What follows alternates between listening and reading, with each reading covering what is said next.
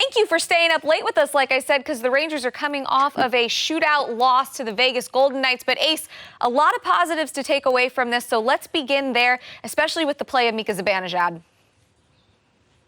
Mika was unbelievable, Michelle. I was in the studio with TNT a couple nights ago with Henrik Lundqvist, and he said that if you had to name a guy as a current New York Ranger who's a potential captain for this team, he'd say Mika's his guy, and I'd have to second and third that. And you watched what Mika did in tonight's game versus the Vegas Golden Knights. He was outstanding. First, he made great passes against a team that could come out of the Western Conference.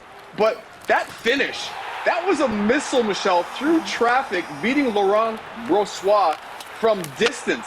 That wasn't a slap shot. And then look at this pass right there. That's a seeing eye pass that a lot of times you need to have GPS to make those kind of skilled plays. But Mika Zibanejad has that in his toolbox, and he's pumped. And we all know that you're further along your pregnancy right now. I'm sure your little one will appreciate this. Oh, and my goodness. They'll be a big Mika Zibanejad fan as well, too. I love that. A huge fan as well. Is that in the mail headed my way?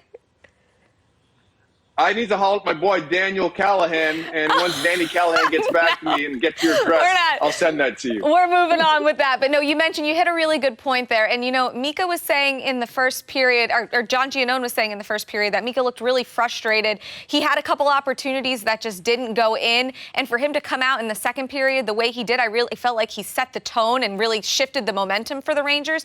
And he also mentions wanting to be a balanced player. He said he's not just a pure goal scorer. And I really noticed that in other aspects of his game tonight. He was 12 for 14 from the faceoff circle, 7 shots on goal, 1 assist. So it's all starting to come together for Mika Zibanejad, and we know the potential. What did you think of the balance that you saw from his play tonight? It's oozing captaincy, like I talked about at the top of the show there. You have to have that well-balanced machine in order to wear that C. Now, I'm watching the Rangers, and they're going to be a playoff team, no doubt, this regular season. But I'm watching. They've struggled against some of the top teams in the National Hockey League. They've taken care of business against the other teams, the weaker teams. The top teams, they've struggled. So it was important for me to watch this team play tonight's hockey game against a very good Vegas Golden Knights team and see exactly what they're bringing to the table. Mika Zibanejad stepped up. The Rangers could have won this game, but Mika definitely played well, and he's showing me that he's capable of playing in big moments. So that's a positive sign for this team moving forward. Yep, especially without Artemi Panarin. Let's move on, though. COVID, unfortunately, is a topic that we're discussing again. Multiple players added to the COVID list for the NHL just in the past week. How does this, if at all, impact the Olympics? I know that the new regulations have come out when it comes to quarantining as well, and maybe quarantining up to 5 weeks in China if a player tests positive while he's there. How do you see this playing out? Do you think we'll see the NHL in Beijing? I don't think so, and it's not going to be Commissioner Bettman's call. He's leaving it up to the players to decide, and I know a lot of players are vocal about going to the Olympics before the season started. I don't think anybody anticipated this Omicron to be as dangerous as it is or as viral as it's been, and I just don't see guys going. You're seeing teams getting shut down. Potentially the league could get shut down too, and here's what scares me the most, Michelle. If you go over there and you compete in the Olympics and you win your medal and everyone's pumped and elated, but then you test positive the last day, you potentially could be quarantined and stuck in China for 3 to 5 weeks. And that's non-negotiable. It's not like you're going to Canada and you're saying, hey, Prime Minister Trudeau, send our guys back. China's a different animal, and they don't play around. So I don't know if players want to go over to China and have to quarantine for 3 to 5 weeks. That's a long time to be away from your friends, your family, in a place that you're not really that familiar with being. Yeah, I think it's a hard pill to swallow for players who some of them might think that this is their last opportunity to play in an Olympics. So I wonder how they're weighing all of that, you know, if the pros outweigh the cons there. And then if there aren't enough players that want to go, maybe then do you look deeper into rosters to see, okay, does anyone want to go? Do you think there's a scenario where countries are really exploring just to see if they can get anyone from the league that would want to go over and play? Oh, yeah. The thrill of putting on your country's jersey, it's like nothing else. It really isn't. Just representing your country and having the potential to win. Like, I never played in the Olympics. I was like on the emergency, short roster back when, they went to Nagano. But I was on 2 World Championship teams that won gold medal for Team Canada men's and also World Junior Championships when I was 19. And putting on that red and white jersey and hearing your national anthem being sung after every game you win, and then after a championship too, Michelle, there's no better feeling. I think it's almost the equivalent of being on the show tonight with you. It's just next level. So a lot of players are going to find a hard time. If you're not playing the National Hockey League, if you're given the opportunity to pass up playing the Olympics, but I don't think NHL players should go. All right, there you have it. There's your take. Let's move on. Deion Sanders, coming off of a championship year at Jackson State, he's just taken the potential a step further. Cornerback Travis Hunter, the #1 prospect this year, has flipped his commitment from Florida State to Jackson State.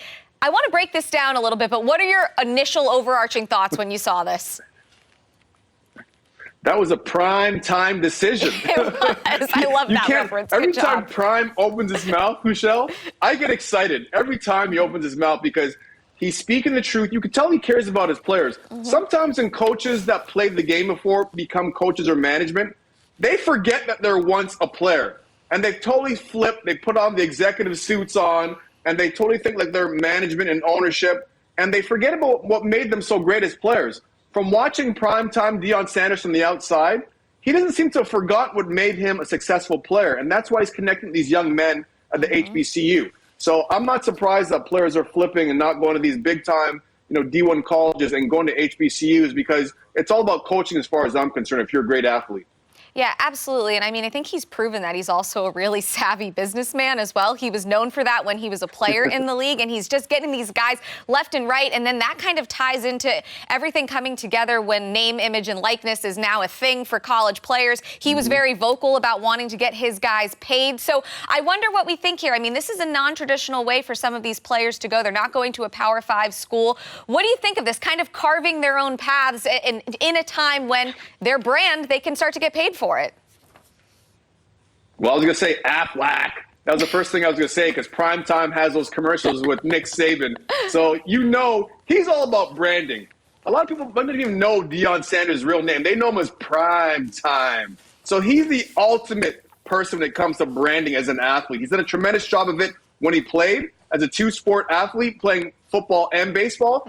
He's done an even better job being on television, and now he's doing the same thing as a coach. So, and players will see that, and they're going to buy into it because he's done it before. He's still doing it now. And I think he's going to lean on his players to build a successful program and say, you guys come here and help us win. I'll help your brand take it to the next level, especially now that we've got social media, Michelle, that players are in more control of their brand more than ever. That's exactly what I was going to say. It seems like a win-win for the players and for him as well. All right, last one real quick before we go to break. I know you're a big Michael Jordan MJ fan.